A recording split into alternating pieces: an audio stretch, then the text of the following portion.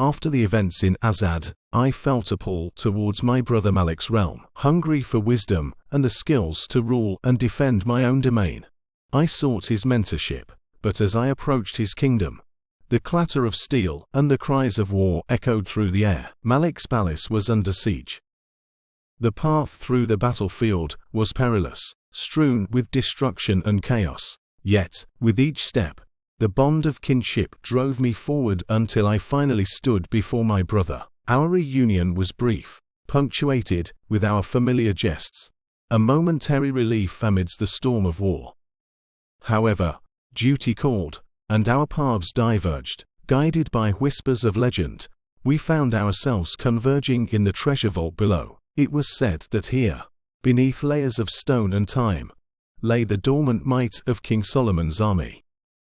As we stood in the heart of the vault, surrounded by the whispers of history, Malik's desperation to save his kingdom became palpable. He sought to harness the dormant power of Solomon's ancient army, to turn the tide of the siege, but memories of past calamities, where my own ambitions had turned to tragedies, resonated deeply within me. I urged him against it.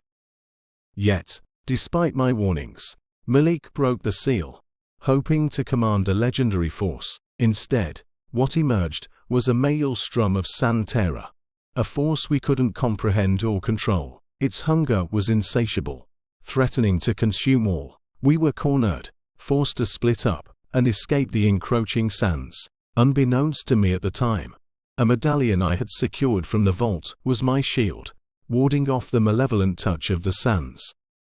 Desperation led me to an ancient guardian, Razia, a jinn whose essence had long been bound to a sword. She was a sentinel of the palace, entrusted with the sacred duty to safeguard Solomon's army. With wisdom echoing from ages past, Razia guided me, imploring me to wield her essence-filled sword against the unchecked mights that now threatened to consume everything. The shadows of the palace concealed more than just secrets. My brother Malik, strong and resolute, fell victim to the insidious influence of Ratash, a malevolent Ifrit. Armed with the jinn sword, where Asia's spirit resided, I faced off against him. With every blow, the weight of our shared history and love bore down on me, and in a tragic dance of steel and fate, I bested him. Yet victory was a bitter draught. I cradled Malik, feeling the warmth of his life ebb away, and was consumed by sorrow. My hands, though stained by Ratash, also bore the weight of my own choices. Later, I picked up the jinn sword. Its once resonant blade was now cold, silent. My calls to Razia were met with an echoing emptiness. I surmised that the noble jinn had given her all in our shared battle, and was now lost. In honor of her wishes and memories, I returned the sword to the underground city, a resting place befitting a guardian of her stature. I couldn't bear the weight of the sword, a constant reminder of my losses. With a heavy heart, I made my way back to Babylon. There, I would have to recount the tale of Malik's tragic end to our father, another burden I was fated to bear. Following the harrowing events in Malik's realm, a newfound determination surged within me. I yearned to prove to both my mentor, Darius, and my father, that the trials had forged me into an heir and warrior worthy of our legacy. One fateful evening, as Darius and I were engrossed in conversation, the atmosphere grew tense, shadows twisted, and the chilling presence of the Dahaka manifested before us. Time seemed to freeze, and in that split second, Darius, ever the protector, hurled me aside, putting himself between me and the impending threat. His noble sacrifice cost him his life, taken brutally by the Dahaka. That relentless spectre of time haunted my every step, a constant reminder of my defiance against the natural order. Weeks of torment passed, a cat-and-mouse game with the Dahaka ever on my heels, until, through grit and will, I unearthed a means to restrain this relentless pursuer. In my relentless quest for answers, the Great Library revealed to me the existence of the Box of 1,000 Restraints, a beacon of hope.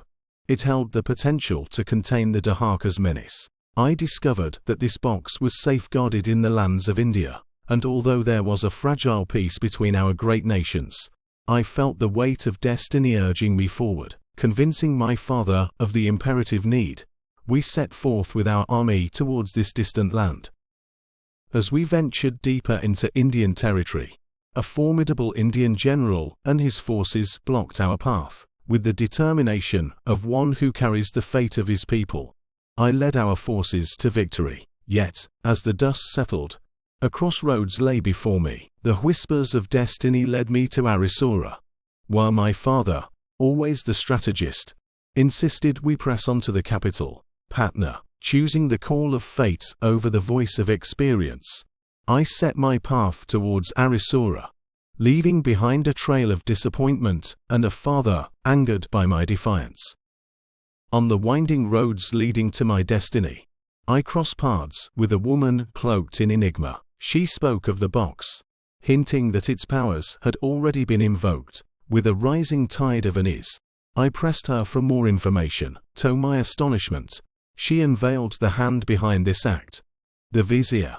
Once again, our paths had intertwined in the most unexpected ways. As I pressed on, I encountered the Daryvas, a race as mysterious as they were formidable, yet with a resolve tempered by past battles and a destiny yet to be fulfilled. I clashed with them, forcing them to yield ground. With anticipation and a hint of trepidation, I finally laid my eyes on the box of 1,000 restraints. Without hesitation, I shattered the seal, forever altering the course of my fate. To my horror, instead of restraining the very menace I sought to contain, I unwittingly unleashed the shackled Daryvas. The box, once a beacon of hope, now lay void of its purpose. With a heavy heart and the weight of my mistakes, I set my sights on home, Babylon. Yet, destiny had more twists in store. My father's forces ensnared me before I could reach familiar ground. From their bitter whispers and accusing glances, I grasped the depth of my miscalculations. Not only had I freed the Daryvas, but my headstrong decision to war with India had culminated in the unthinkable loss of my dear mother. Trying to make sense of it all, I recounted to my father the haunting events of Azad, hoping it might offer a shard of understanding, but the fires of rage and grief in his eyes were unyielding.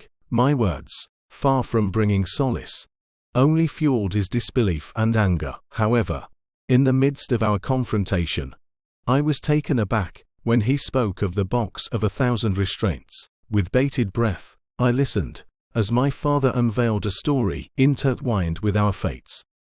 My father's voice held a gravitas I had never heard before. He spoke of the Daryvas, beings of untold cruelty, and the twisted dance he had once shared with them. As he wove his tale, the shadow of the vizier loomed large. The vizier, it seems, had offered his hand to India in repelling these formidable foes. Yet, his efforts to persuade Kalim to unite against the common threat had proven futile. Discovering Kalim lifeless later only deepened the chasm of our troubles. Faced with an enemy like no other, I found an unlikely ally in Sindra, a Daryva with motives of her own. Together, we managed to ensnare the formidable Daryva leader, Sorva. However, with victory came the bitter realization that Babylon, my beloved home, could no longer be my sanctuary. The relentless specter of the Dahaka, I knew, would forever haunt my steps, driving me from the very land I yearned to protect.